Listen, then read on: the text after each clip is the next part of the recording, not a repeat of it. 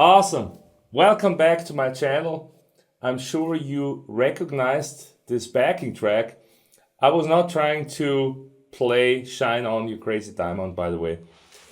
I wanted to demonstrate the topic of today's session here, and that is bending, the most underrated guitar skill. To make this video for you is really a mission, because I think there's so many guitar tutorials on YouTube about the hot topics that are interesting for guitarists, that anyone would just search for, like what scale to use over blah blah blah. That's a popular one, yeah. Or two-hand tapping, or any popular trending topics. But sometimes it's the unsexy topics that really make the most impact in terms of progress. I always preach to my students that if you can play some simple blues licks with some tasty and in-tune bends, you sound incredibly professional. And sometimes that's the best type of guitar playing, where you just focus on the melody and you have some nice phrasing. In my opinion, that's more valuable than knowing a lot about scales and being all obsessed which notes to play. I think it's also important to focus on how to play these notes.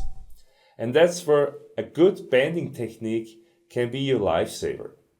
And by the way, just really quick, if you find these lessons helpful, then please subscribe to the channel. You can also ring the bell, and that will give you a notification when I post a new video. Cool. All right, so let's go into the nitty-gritty. What makes a good or solid bending technique? Well, first of all, the first thing that comes to mind is pitch, right? We want to be able to bend in pitch. The difficulty here is that this will depend a lot on your guitar, on your particular setup of your guitar. And let's say you have different guitars, it's going to feel different on each guitar, right? It's going to require a different amount of physical force to actually make that bend in tune. So that already tells us we can't really rely on muscle memory here. We need to really use our ear. So that's our first conclusion. For good bending technique, you need to train your ear and really be able to lock in the pitch by ear. You might have a short scale guitar, you might have a Strat with thicker strings, you might have a floating tremolo. All these things are going to influence the actual leeway that you need to bend the string to, yeah? All right, so that's the first thing. The second thing, we need a solid mechanical approach. There are certain things that I see over and over that I see people doing that are just bad. They're just out of the question. They actually might work for you, but they introduce some uncertainties into your technique, and that's the least thing that we want. Let's just go over them.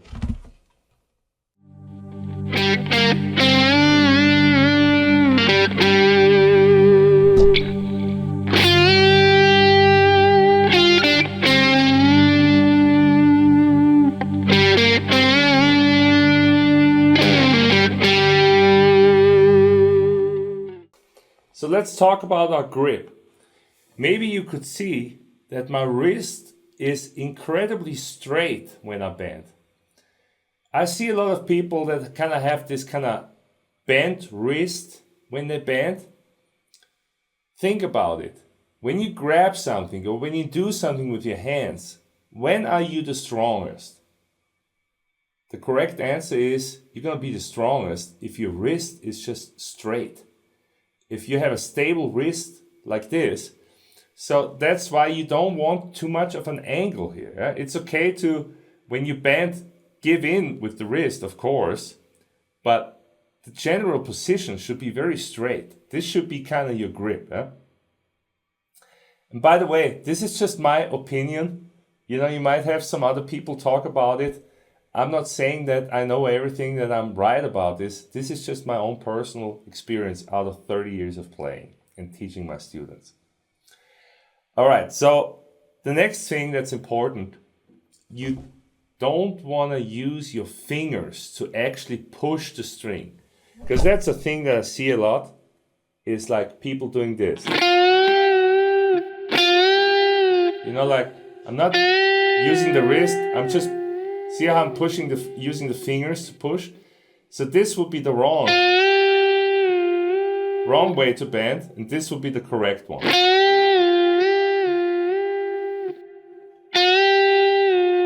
It's a subtle thing, but what we want is we want this kind of motion.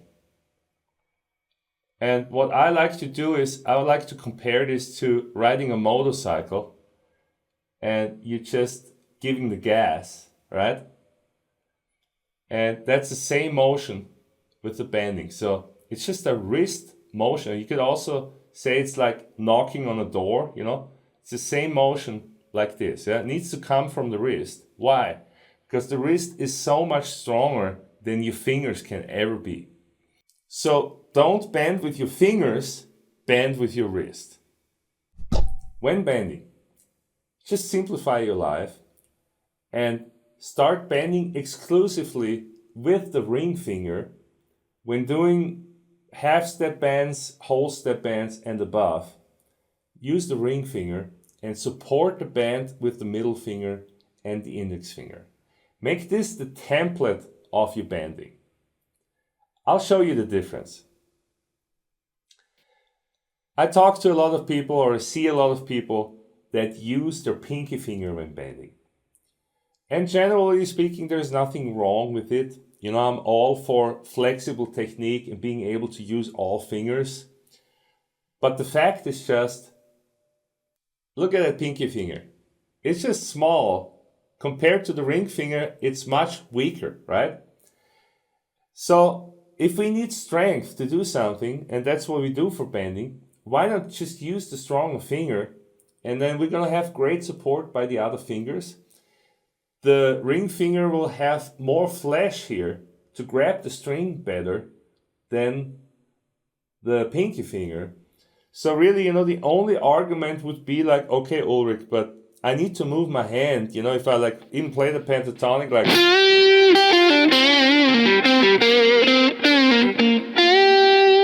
isn't it more economical that I just stay in the same position and do this? Yes, in a way you are right, but you know, this will just be so much weaker in terms of finger control than using the ring finger. And that's the reason that when you watch footage of guitarists bending, how many of the famous guitarists do you really see that use their pinky finger for bending? Out of the top of my head, I can think of maybe 3. Steve Lukather is one of them. He uses the pinky sometimes. Or also John Petrucci, I've also seen him use his pinky finger. But you know, even the modern guitar players, like think of Guthrie Govan or think of Steve Vai or any guys like that, they use the ring finger. And all the old guys, you know, all like Hendrix, Richie Blackmore, Santana, Knopfler, they bend with their ring finger. Just go and check. And there is a reason for that. So I want you to try, if you're someone that uses his pinky occasionally, just take out that variable and just commit to bending with the ring finger. It will simplify and streamline your bending technique a lot. Awesome. So let's talk about another important thing that I see people do. I see people doing this.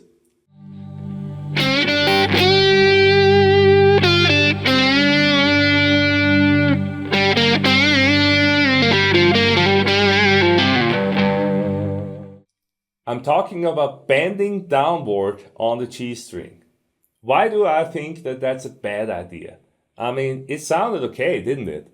But what I really think is that we want to have a streamlined, solid bending technique. And the basic approach is just to bend the high strings upwards towards you and the low strings downwards. Yeah? And the main reason for that is just that we want to stay on the fretboard. Yeah? Now on the G string, we have the flexibility. We could technically pull downwards, but we're just going to have so much better control bending upwards and having more control over our micro intonation. It's just going to streamline your process again. You know, maybe you're someone that, depending on the situation, sometimes you bend up on the G string, sometimes you bend down. That's just way too much brain work. I recommend you just streamline this and you just always bend up. Now, if there's just one of those 4 things that you have never heard before, never thought about before, that's already going to be a huge game changer for you. You know, I'm thinking of someone that's been playing for 10, 15, 20 years and just always been doing things that way without ever questioning them. That's going to be really good for you to at least consider my tips and try to implement them into your playing. And my feeling is, once you start embracing it, it's going to be an absolute game changer for your technique. Because when you have a solid technique that's figured out in your head, that's going to free you up to really just listen for the most important thing, and that's being in tune. Let's take a slow blues and let's hear the difference between an improvisation with in-tune bands versus bands that are just slightly out of tune. Out of tune.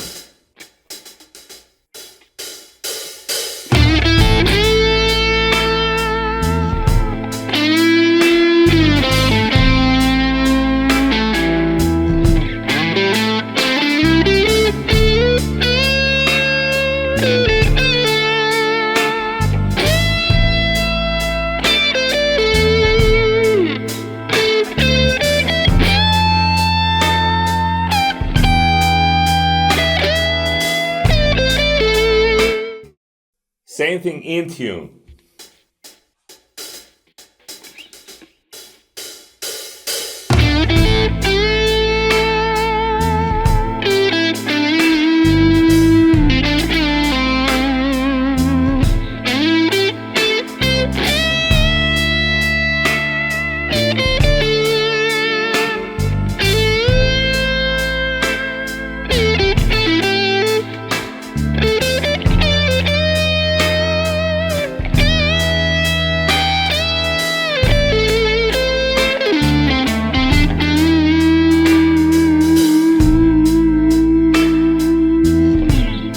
Which version do you like better? I think it's very clear, right?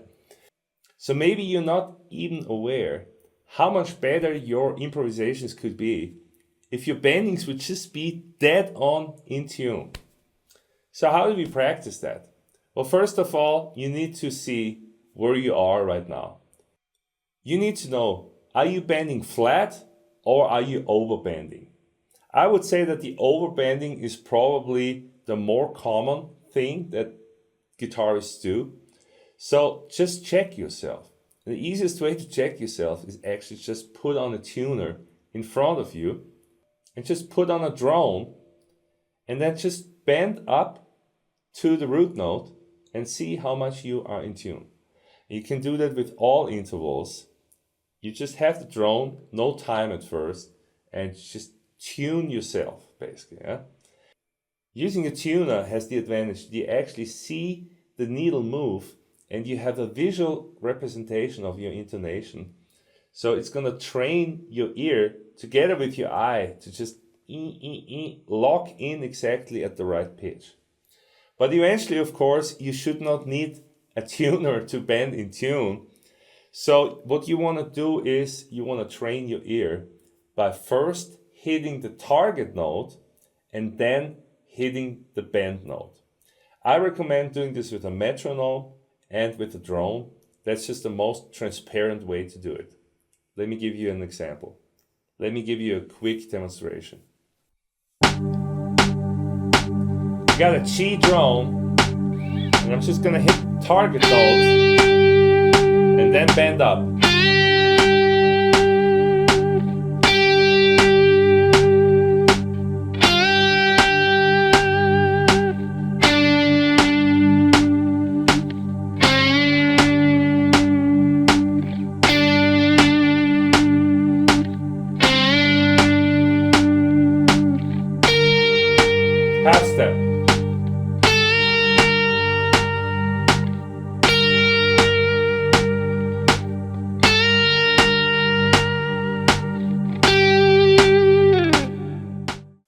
So through hearing the target note, you're just gonna reinforce it in your ear, and you're just gonna start really zoning in on it. You know, I can hear the note in my mind right now, like love.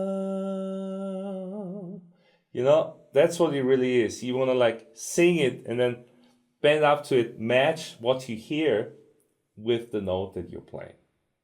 Awesome. So I hope that these tips were helpful for you, and I hope that you will be able to spend some time on your bending technique.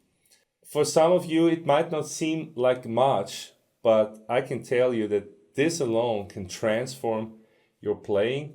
And it's not just about like, okay, I know how to bend strings. It's really about the quality that you bend at. And this is one of the skills that needs reinforcement.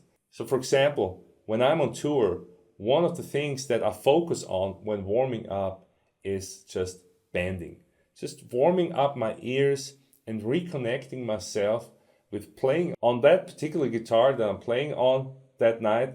And if I'm playing different guitars, maybe with different scale lengths, then I'm actually gonna play a little bit on those guitars and practice my bending just to refamiliarize myself with the actual difference in pitch.